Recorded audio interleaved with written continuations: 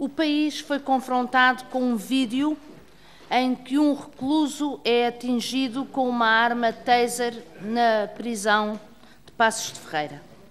O Grupo de Intervenção e Segurança Prisional levou a cabo esta ação e o filme divulgado foi feito por um dos seus elementos, um dos elementos do Grupo de Intervenção e Segurança Prisional.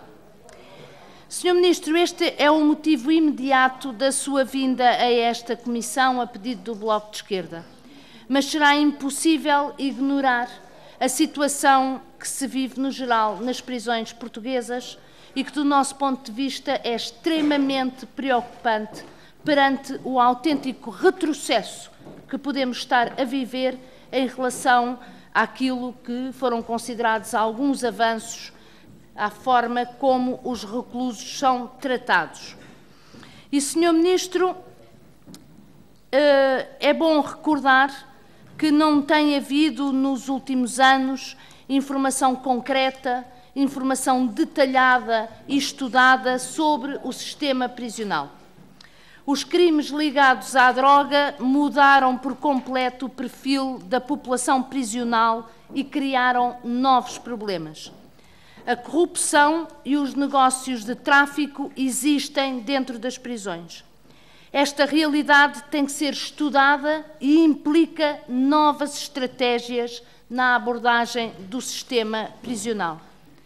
Desde o relatório do Provedor de Justiça, Meneres Pimentel, e do relatório da Comissão presidida pelo professor Freitas do Amaral, bem acutilantes, como penso que todos nos lembramos, que não existe um retrato sobre a situação nas prisões, sobre os avanços e os recuos, a eficácia do sistema de reinserção social dos reclusos, a avaliação das políticas implementadas e das estratégias seguidas. E só um exemplo, Sr. Ministro, as aulas de segurança. As aulas de segurança, que foi uma política introduzida, não quero falhar, mas penso que por volta de 2001, que resultados têm tido? E esta era a primeira questão que eu gostava de lhe colocar. Que avaliação faz o Ministério da Justiça sobre as aulas de segurança e a sua eficácia em termos do sistema prisional português? Para ser justa, há que dizer que o debate e a aprovação do novo Código de Execução de Penas foram momentos de reflexão e decisão sobre o sistema prisional. Mas também tenho que dizer, Sr. Ministro, que continuamos à espera do Regulamento Geral das Prisões, o instrumento sem o qual a operacionalização do Código está em muito diminuída. Portanto, esta é a segunda pergunta, também muito concreta, Sr. Ministro. Quando é que vai existir o Regulamento Geral das Prisões que emana diretamente do Código de Execução de Penas aprovado por esta Assembleia? Continuamos também sem ter a noção exata dos meios técnicos e, sobretudo, humanos que existem nas prisões, que existem ou que faltam. As respostas concretas do Sr. Ministro e do seu Ministério são necessárias para que se compreenda e se tenha em devida conta a extensão de todos os problemas. E só mais uma questão que penso, embora geral, também tem a ver com o problema que hoje aqui tratamos. Prende-se com a questão da construção das novas prisões. O Governo optou, erradamente, sublinho, Sr. Ministro, erradamente, pela via das mega-prisões. Foi isso a política seguida pelo Governo, mas aparentemente está tudo parado. Já agora, em final de mandato, Sr. Ministro, pode-nos dizer qual é o ponto da situação da transferência do EPL, do Estabelecimento Prisional de Lisboa, para Almeirim, se vai acontecer ou não? E já agora, Sr. Ministro, uma pergunta muito concreta que também agradecia que respondesse. Em que situação se encontram os terrenos do EPL em Lisboa? Foram vendidos, não foram, ainda são propriedade do Estado. Mas voltemos ao motivo imediato desta audição. A utilização da arma taser contra um recluso. Tudo indica, Sr. Ministro, que o regulamento de utilização de meios coercivos nos estabelecimentos prisionais não foi cumprido. Pelo que se vê no filme, e penso que toda a gente ainda tem aquelas imagens na cabeça, pelo que se vê no filme, a utilização da arma taser não se destinou a fazer cumprir o número 1 e o número 3 do artigo 11º do regulamento.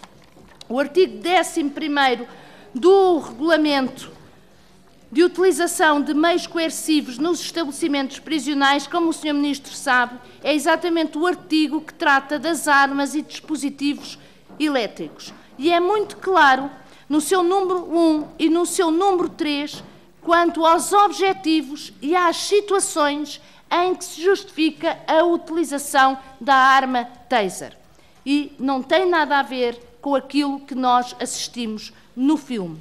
O recluso estava na cela, deitado na cela.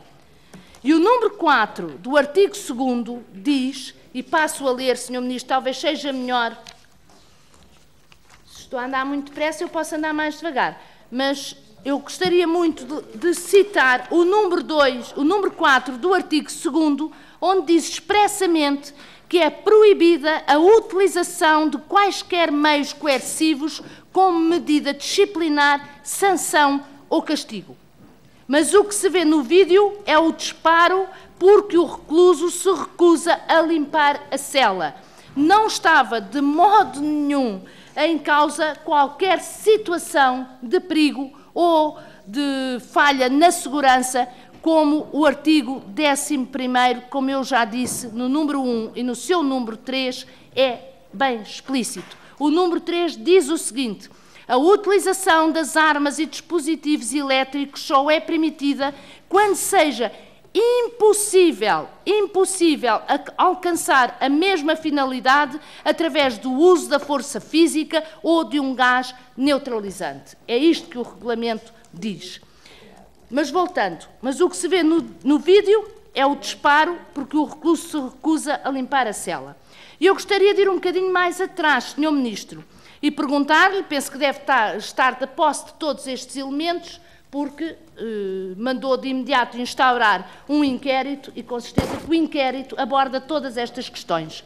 O que é que levou a que o recluso tenha mantido a cela naquelas condições? Que com certeza são deploráveis e criticáveis, mas o Sr. Ministro tem o historial da situação, sabe o que é que aconteceu? Poderia esclarecer-nos sobre isso. Que medidas foram tomadas para que a situação tivesse um fim, antes da utilização da arma taser? Porque a arma taser seria o final da linha, caso se justificasse. E o que é que levou o diretor dos Serviços de Segurança, ou quem quer que seja, o Sr. Diretor-Geral do Sistema Prisional, a autorizar esta ação do GISP? O que é que levou? Onde é que está essa autorização? Quem é que autoriza? Quem é que autorizou? E como se justifica que um elemento do GISP diga ao recluso, após o disparo da taser, ainda o recluso estava deitado no chão, com os dardos da taser no seu corpo, que se ele não limpar a cela, vai ser extremamente violentado. As palavras são estas. E que o recluso, algemado, seja obrigado a limpar a cela com os pés. O que é que justifica toda esta atuação que se vê naquele filme? Se isto não é humilhação, degradação humana, o que é que será? Pelo que sabemos, o Sr. Ministro só teve conhecimento do sucedido com a divulgação do vídeo. Mas eu gostava de saber, e estranho, que o Sr. Diretor-Geral desta vez não acompanhe o Sr. Ministro à Assembleia da República, eu gostava de saber quando é que o Diretor-Geral teve conhecimento. E porquê é que não atuou de imediato? E ainda, Sr. Ministro, segundo o número 10 do artigo 11º, o recluso é previamente advertido da intenção de utilizar a arma ou dispositivo elétrico, salvo nos casos em que a advertência possibilita ao recluso impedir eficazmente essa utilização, que não era todo o caso. Portanto, o recluso deveria ter sido avisado de que iriam disparar uma arma elétrica. O recluso não foi previamente advertido. Em conclusão, não foram respeitadas as normas legais. E nós acho que é importante, Sr. Ministro, que diga quais vão ser as consequências. E já agora deixo-lhe duas questões também muito concretas. O Sr. Ministro teve acesso aos registros das armas para saber quantos disparos foram efetuados? Como sabe, Sr. Ministro, a arma tem um registro que diz a hora, o tempo em que foi disparada, quanto tempo foi e qual a carga elétrica com que disparou. O Sr. Ministro teve acesso aos registros das armas que o GISP utiliza para saber quantos disparos foram efetuados. É porque há quem diga que não foi aquele o único disparo. E se tem esses registros, Sr. Ministro, se está disponível para os tornar públicos. E já agora uma outra questão. Eu gostava de saber, por isso lhe peço, a sua opinião sobre as armas taser. Eu já conheço a posição favorável do Sr. Secretário de Estado, José Magalhães, que, aliás, tem muito a ver com a introdução dessas armas no nosso país. Mas gostava de saber a posição do Sr. Ministro. A taser, apresentada como uma arma não letal, tem provocado centenas de mortes em todo o mundo. É condenada pela Amnistia Internacional e pela própria ONU. E, Sr. Ministro, como sabe, é muito comentado e muito criticado o facto desta arma, por ser apresentada como uma arma não letal, ter efeitos perversos na sua utilização. Infelizmente, ela entrou dentro do nosso país e até chegou às prisões portuguesas. Mas eu gostava de saber a posição do Sr. Ministro sobre isso. E se o Sr. Ministro também tem condições de nos informar quantas vezes a taser foi utilizada nas prisões.